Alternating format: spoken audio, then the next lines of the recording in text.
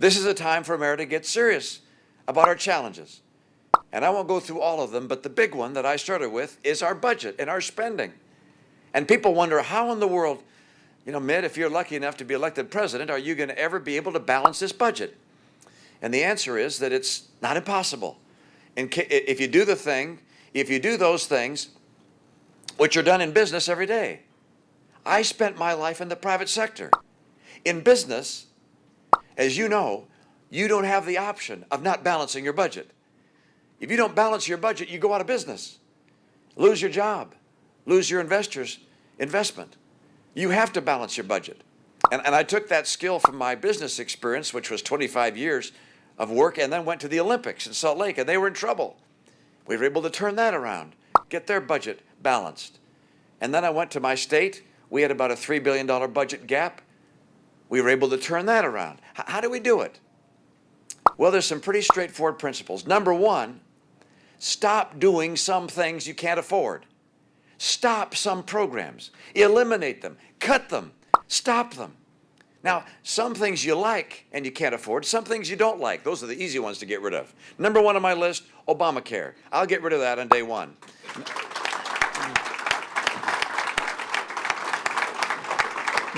But there are other things I like.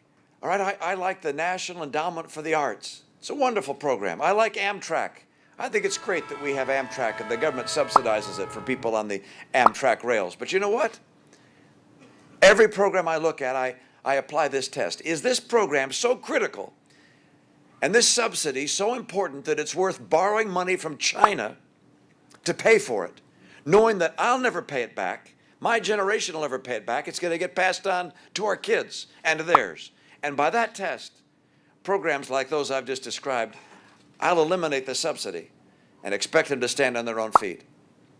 Now, that's one way of cutting back the budget. There's another. There's a lot that the federal government does that could be done better by private industry or by states.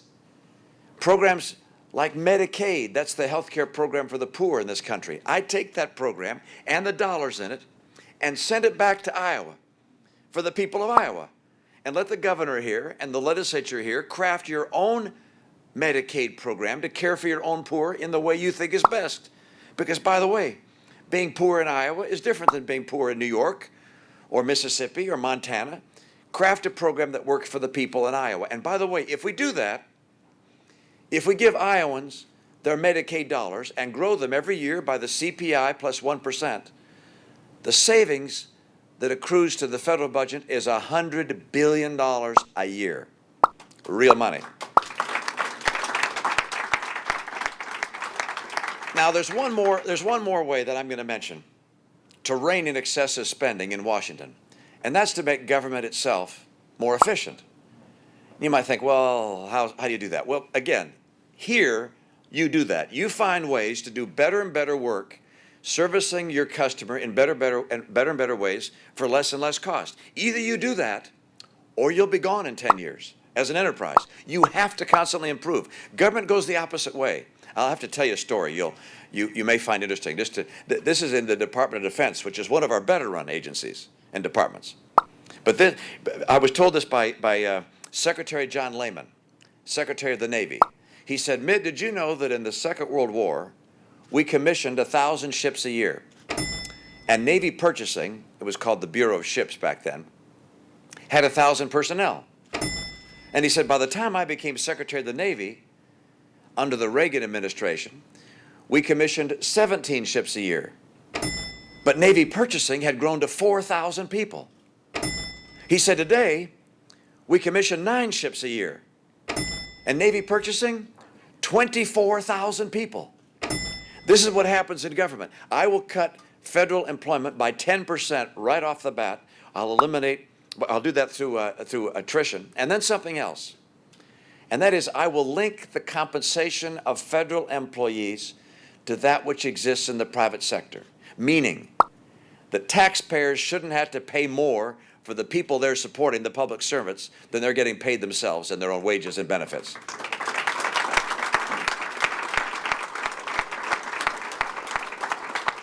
I will get $500 billion a year out of the federal budget. and take the federal appetite from 25% of our economy down to 20% of our economy. We'll cut spending, we'll cap how much we're going to have the federal government eat of our budget, and we'll also have a balanced budget amendment. I believe that's essential for America to have the kind of economic strength that allows us to preserve those freedoms that make America, America. I love this country. I love what this country stands for. I love the freedoms we enjoy. I see this as a critical time. I'm in this race not because it's the next step in my political career. I don't have a political career. I was only governor 4 years. I didn't inhale, all right? I'm still a business guy. I love this country. I'm in this race to make America stronger and to make sure that the next generation enjoys Thanksgiving after Thanksgiving in a nation that is the hope of the earth, in a nation that's prosperous, in a nation that's free, in a nation that sees the world becoming more and more free and more prosperous. What we have, our combination of freedoms, is the only solution for poverty in the world and the answer for peace in the world. American strength is the greatest ally peace has ever known. I'm proud to be with you today on this day before Thanksgiving. I salute you in what you do. What you're doing allows our economy to grow, and that allows us to care for one another with the revenues and taxes you all pay. I love the private sector. Some people don't like the private sector. I do. I love you guys. I like what you're doing. I want to encourage you to recognize that our days in the future will be even brighter than the past. This is a great nation with great prospect. As long as we have leaders that'll tell the truth and live with integrity and who know how to lead and who know how to make our economy work, and I do, and I will with your help. Thank you so much.